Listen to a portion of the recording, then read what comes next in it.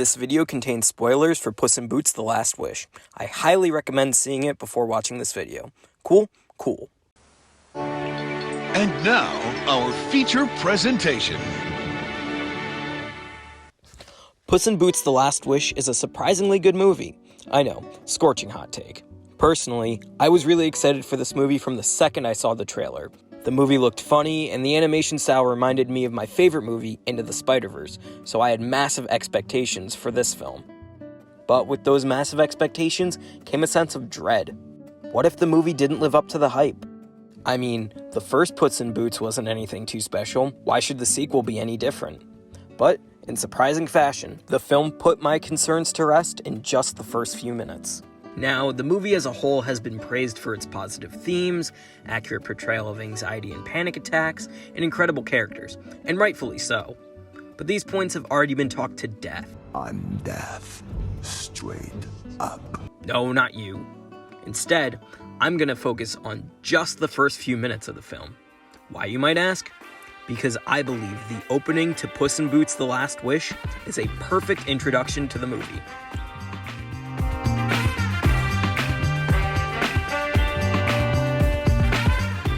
Universal Pictures has an extended preview of the film here on YouTube. The first 9 minutes of the movie, minus the cold open, are free to watch, so I'll be primarily talking about this portion of the film. Now, the main purpose of this opening is to establish the character of Puss in Boots. After being absent from the big screen for over a decade, the opening to the film gives the audience the Cliff Notes version of Puss's character. No need to have seen the original Puss in Boots or any of the Shrek movies, though you're doing yourself a disservice if you haven't watched the Shrek movies. This scene sets up that Puss is a cocky, larger-than-life legend, and despite being loved by all, he is a solo act. And that's really all you need to know about his character to understand the rest of the film.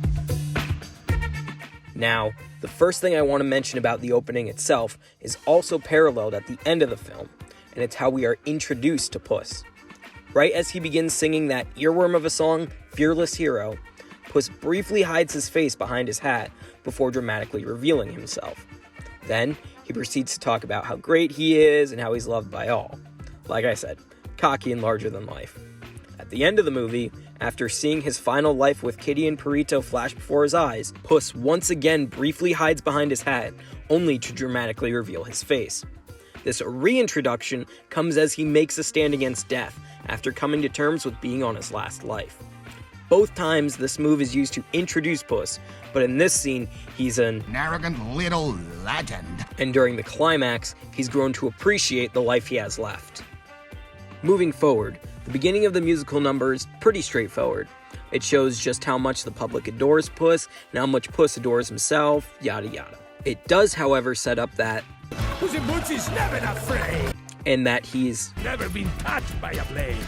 We see how much this claim means to Puss when death terrifies him after Puss is struck by Death's blade. Puss is so arrogant at this point in the film that when there's a crack in his legend, it instills him with immense fear. Also, on rewatch, we actually know the claim that Puss in Boots is never afraid isn't true. He says later in the film that he left Kitty at the altar because he was scared, foreshadowing that Puss is far from invincible, and these claims in the song are just part of the legend. Further into the song, when the governor comes in, we get to see Puss in Boots in action for the first time in the movie. Despite a group of swordsmen storming in when the governor says, "Bring me the head of Puss in Boots!" he is more worried about the music and quickly shows why. Despite being outnumbered, the governor's guards stand no chance against Puss. This is conveyed primarily using perspective and point of view, devices used throughout the movie.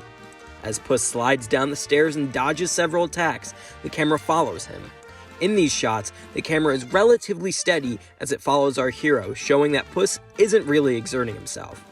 Now, obviously it's an animated film, so there's no actual camera, which means keeping the shot steady, despite it being an action shot, was a clear choice. Shaky shots are used primarily to convey uneasiness or tension, which is why they're common in action sequences. The smooth camera movements here convey a sense that Puss has everything under control. As Puss is fighting, the camera slowly moves to his point of view as he easily disarms several guards in one swift motion. Now, This shot not only looks great, but it's creative use of the animated medium. Doing this shot practically would be a pain and a half to pull off, but in animation, you can really get creative with your shots, and this movie does. The next and final shot I want to talk about from this quick fight has Puss in the foreground out of focus fighting, while the band is in focus. Having the fight play out while not in focus is a clear indication that the stakes are not very high and Puss is in control of this fight. Contrast it to when he fights against Death. Every strike and every blow are the focus of the shot because it all mattered in the battle. Instead, these guards are just an opportunity for Puss to live up to the legend, so this fight isn't the focus of every shot. The goal of these techniques is to convey just how capable Puss is. After all, the movie hinges on him being a larger-than-life legend, and he has to earn his legendary status somehow.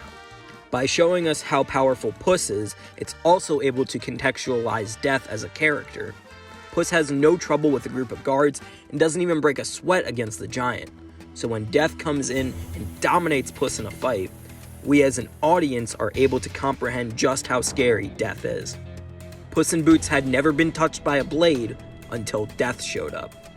Anyways, after the governor is depantsed, Puss's attempt to style on his opponent ends up leading to only more problems. We see this again against Death when Puss exclaims his catchphrase, Fear me if you dare. only to be disarmed in the middle of it. Luckily in this scene, Puss's antics only give him another opportunity to show off. Now, when the giant appears and takes some of the partygoers, Puss does exhibit concern, showing he does have a heart. He may be an outlaw, but he's no monster like Big Jack Horner. An important contrast between these characters that comes into play later in the film. With that said, his concern doesn't erase his desire to show off, as he takes time away from the fight to tip his hat to the crowd while exclaiming, Spanish Splinter! he also makes time for his Fear me if you dare. catchphrase as the giant is destroying the city. Oh, and Death is here too. Nice to see he was telling the truth when he said he was there for all of Puss's deaths. But before Puss can die, he has to defeat the giant, which he does with style and ease, saving the People of Córdoba! It's Del Mar! People of Del Mar! and with his takedown of the giant, Puss is sure to end the show with his signature mark. Now, the staging of this battle with the giant is much more like a concert or performance than a fight, once again showing that this isn't really a fight for Puss.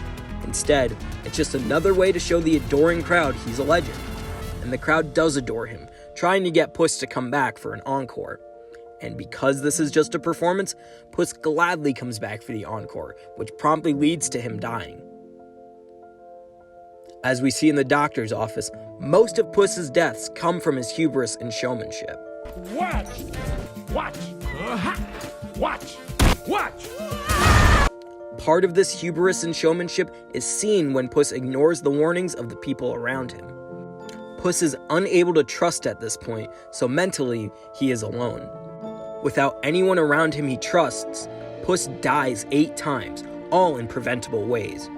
It's only after Puss trusts Kitty and Perito that he avoids certain death.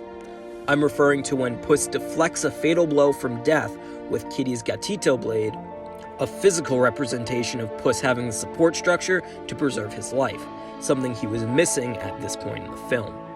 Puss learns to trust, allowing him to accept the help from others, which in turn saves his life, a direct contrast from his 8 deaths we see in this opening. This opening scene does a phenomenal job laying out the groundwork for the rest of the film.